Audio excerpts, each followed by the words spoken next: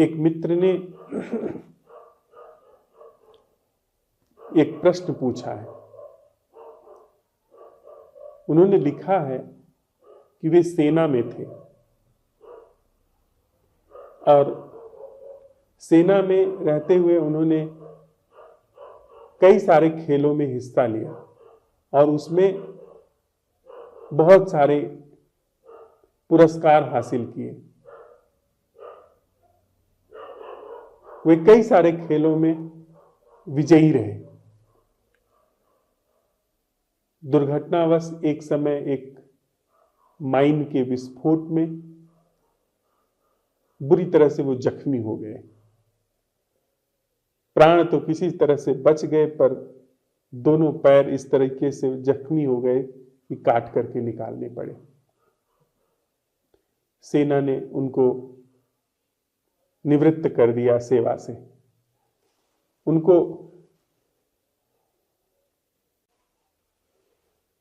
उनको पर्याप्त पेंशन मिलती है जिससे घर का गुजारा तो चल जाता है, लेकिन वह टीस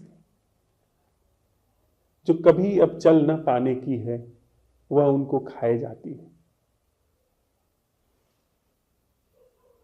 घर में और कोई कमी नहीं है और कोई कष्ट नहीं है, लेकिन इस बात की उनको टीस है कि अब वे कभी चल नहीं पाएंगे।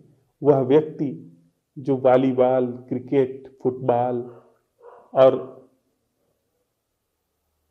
मैराथन की दौड़ों में शामिल रहा हो, वह अब घिसट कर चलता है।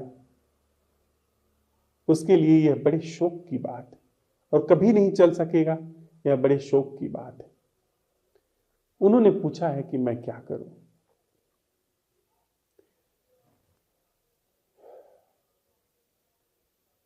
जीवन जो शरीर के इर्द गिर्द घूमता है, जीवन जो शरीर की क्षमता के इर्द गिर्द घूमता है और शरीर की क्षमता के आधार पर आगे बढ़कर के जो मन की सामर्थ्य विकसित होती है उसके इर्द गिर्द घूमता है, वह जीवन पानी के बबूले जैसा क्षणभंगुर है। वह चमकता भी है तो भी कोई उसका अर्थ नहीं। वह फूल करके सतरंगी रंगों में भी नाचता है तो भी उसका कोई गहरा अर्थ नहीं। अब फूटा कि तब फूटा। जिनके पांव भी हैं वो कहां मृत्यु से बच पाते हैं। जिनके पांव उनके अंतिम समय तक साथ देते हैं वे भी कहां कुछ हासिल कर पाते हैं।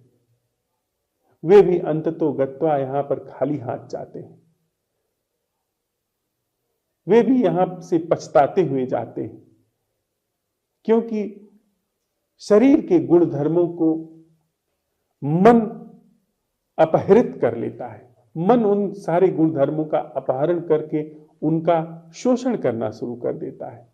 मन की यांत्रिकता, मन का बनावटीपन, चाहे वह भोजन हो, चाहे वह कान का भोजन हो, चाहे वे हाथ पैर हो, उन सारी चीजों का, चाहे वह आंख हो, उन सारी चीजों का वह अधिग्रहण कर लेता है और उनको कभी भी अपने कब्जे से जाने नहीं देता है।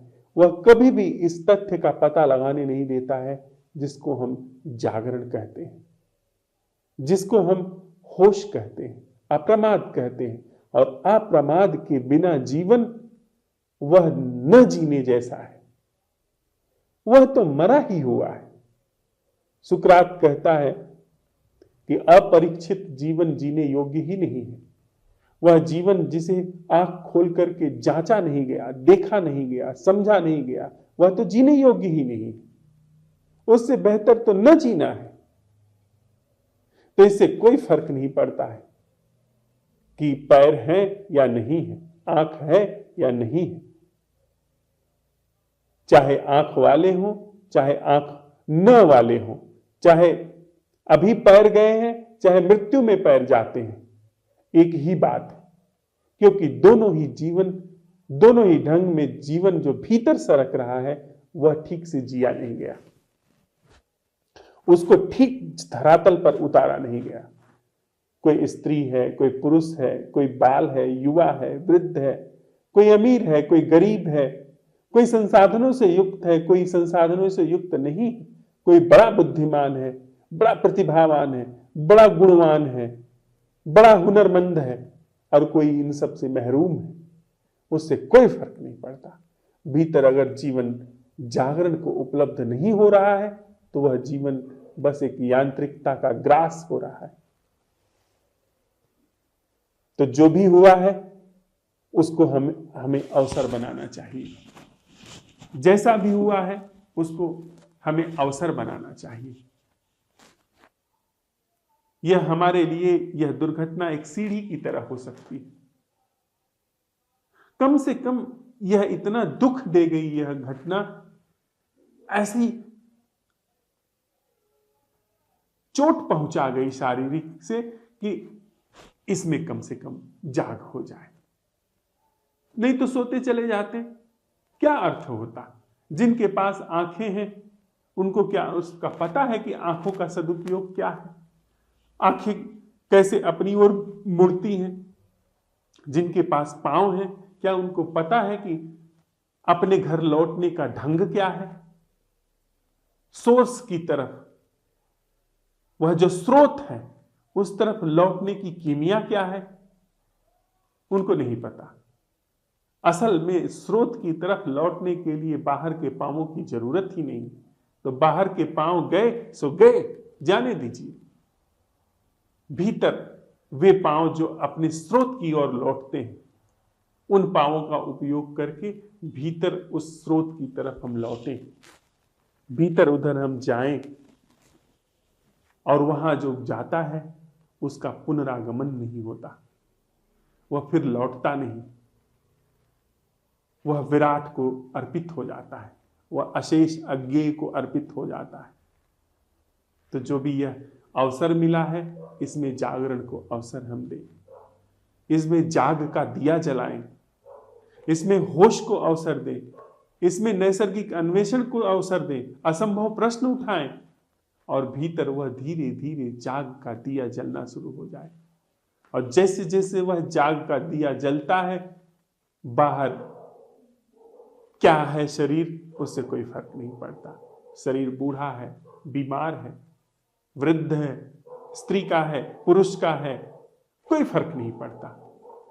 जैसे जैसे उस चैतन्य का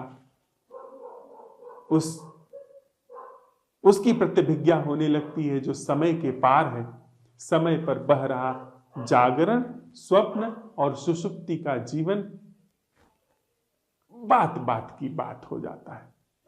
वो ऐसा हो जाता है कि सड़क पर बस है, मर्सिडीज कार है, या तांगा है, या खाली सड़क है, कोई फर्क नहीं पड़ता जब चलना ही न हो उस पर। जिस राह पर चलना ही न हो उस राह पर कौन सा वाहन चल रहा है इससे कोई फर्क ही नहीं पड़ता। वह दिन गए जबकि सड़क पर हम वाहन खोजते थे। अब तो रास्ता घर की ओर मुड़ गया, अब कहीं और नहीं जाना है। जब कहीं और बाहर नहीं जाना है तो घर की ओर, तो घर में तो हम हैं ही, वहां पर सिर्फ जागना है। तो पैर, आंख, हाथ हो न हो कोई बहुत दूर तक बात नहीं जाती। तो इसको एक शुभ अवसर की तरह देखें, जागरण को अवसर दें।